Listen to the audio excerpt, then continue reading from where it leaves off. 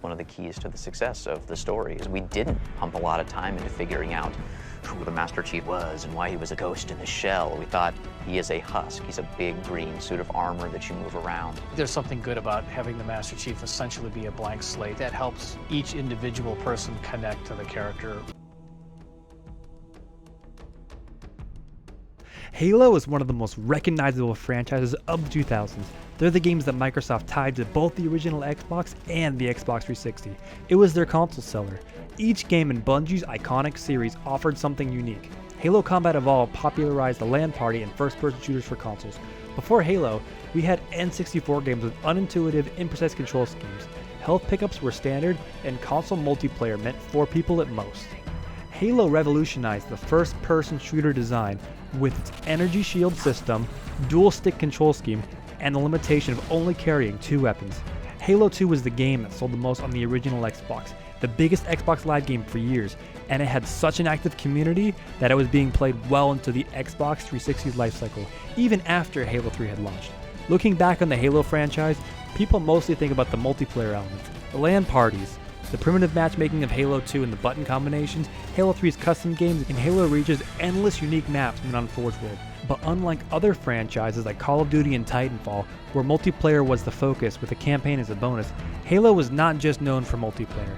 Halo's campaign was important, and it created one of gaming's most iconic characters, the Master Chief, a big green suit of armor that rarely spoke, but could mow down endless waves of enemies. But who is the Master Chief, and why do gamers care about him? What made him memorable, and why is he still iconic 13 years past Bungie leaving him? Why does Master Chief work as a character, and what can that tell us about narrative design in video games?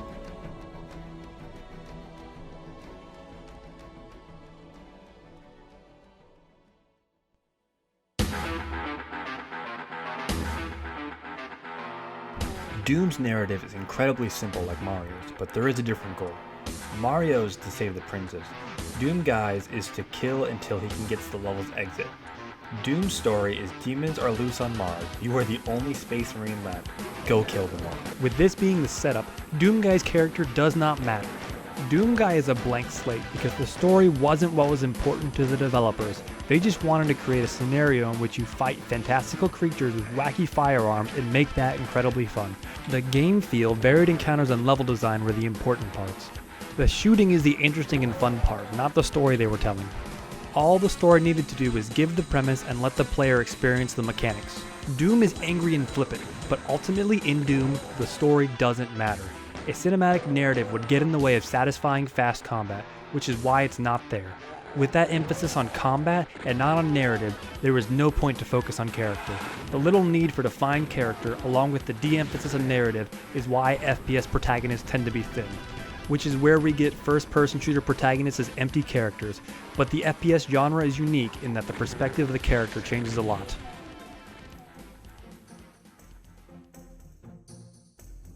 First-person shooters are different in that they are from the perspective of the character you are playing as. Unlike other genres, the perspective implies the player and the main character are one and the same. Compare it to something like an action game, where the player is controlling the character on the screen. You play as Sora, Ellie, Snake, but you are not them. While you do control them, there is a wall between you and the character. These games can be more cinematic because the characters have arcs that are separate from the player, because the character is separate from the player. But in first-person shooters, the view and the camera heavily imply that you are the main character. The FPS genre works best when the protagonist and player feel like the same person. It helps with immersion when the player can get lost in the world. When Master Chief or Doom Guy or Gordon Freeman feel like you is when the first-person shooter genre immerses you best. When the other characters call out Chief and you respond is when you are most involved in the game's world. Which brings us to something the player has in common with the Master Chief. They both have little agency over the story. Chief has no agency, just like the player.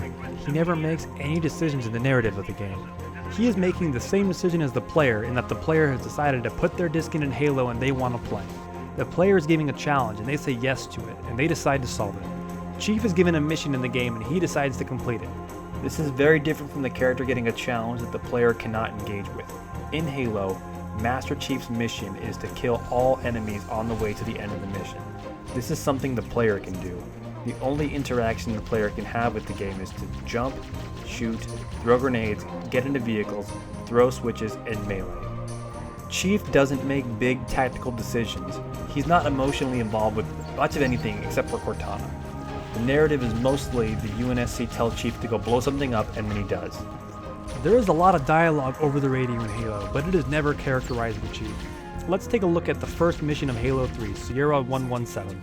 The dialogue here is either informational, where the player is given details about upcoming events,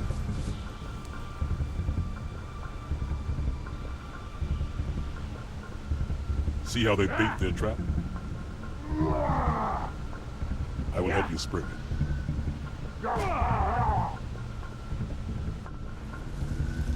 Bravo team, this is Johnson. We got him. Fall back to the extraction point. Over. Roger that. Reynolds out. Pelicans are en route, Chief, but I can't raise Bravo. You find them, get them to the extraction point. but mostly it is telling the player exactly what they need to do. The river. Hurry! Sleepers! Take them out. Nice and quiet. The Banshees will return. Hurry! Back into the jungle. Chief, Pelicans are at the river. We got company, so hustle up. This isn't as fun as it looks. Cut the power. This connects him to the player because they are both doing the same thing. The UNSC is to Chief as Bungie is to the player, handing down missions to be completed through gunning enemies down. The lack of agency of Master Chief is important because it allows the player to identify more with Chief, as they are in similar positions, and it allows him to not have goals or wants, meaning the player can identify with him more clearly because there isn't all that much there to begin with.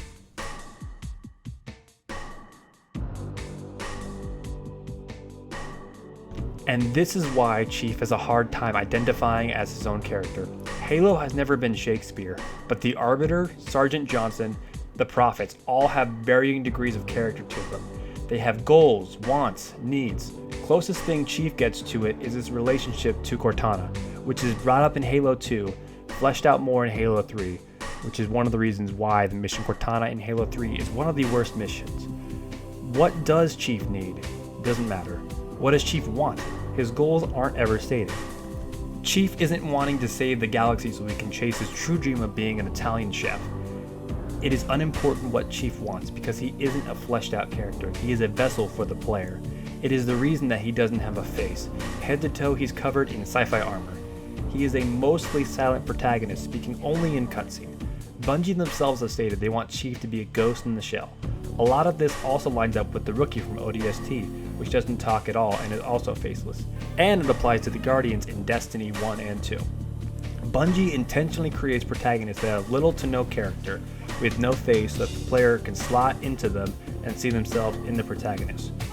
Master Chief isn't really a character in the Bungie games, because he doesn't have to be, and it's better if he isn't. In Doom-style first-person shooters, protagonists are vessels for the player. They are not three-dimensional characters because that would get in the way of experiencing level design and the combat encounters. In other words, the narrative serves the gameplay here, which is why focusing on the narrative would hurt the experience. Cortana is such a bad mission for the constant interrupts of the story, plus overall annoying enemies. Halo normally has a cutscene at the beginning of the mission, one at the end, some in-game dialogue to explain what is happening in the mission. It's a modern version of the Doom story. Give context for the gameplay and get out of the way so gameplay can happen, and allow it to be skipped if the player wants. Cortana, though, keeps cutting the story into the mission with multiple Gravemind and Cortana scenes in the mission, where the gameplay is stopped and you are forced to listen to vague, loud nonsense with no way to skip. Child of my enemy, why have you come? I often live so at last I cease.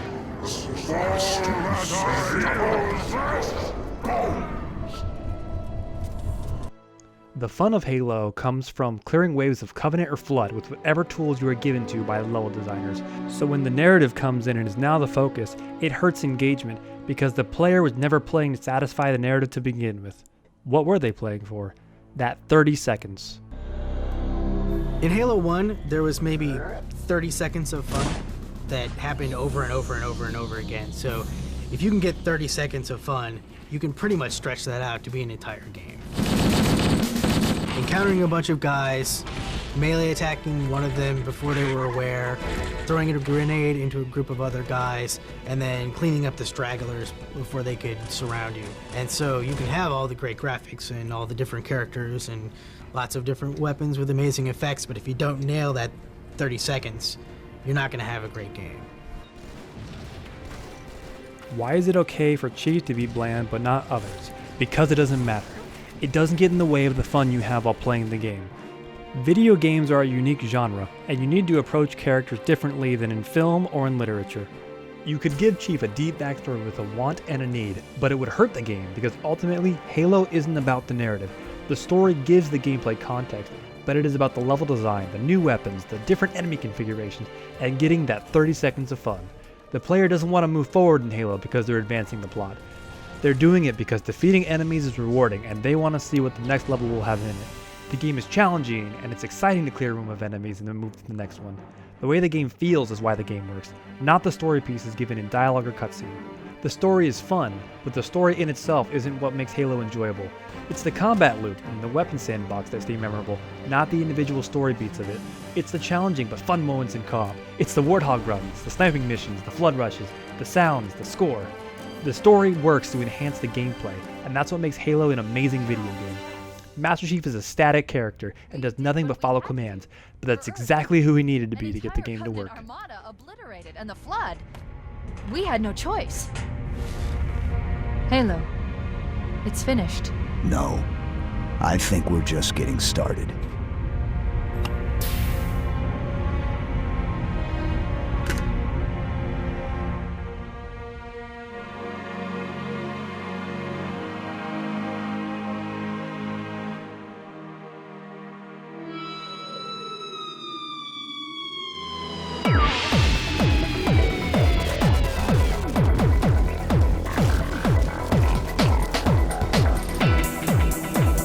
Alert. I'm detecting Covenant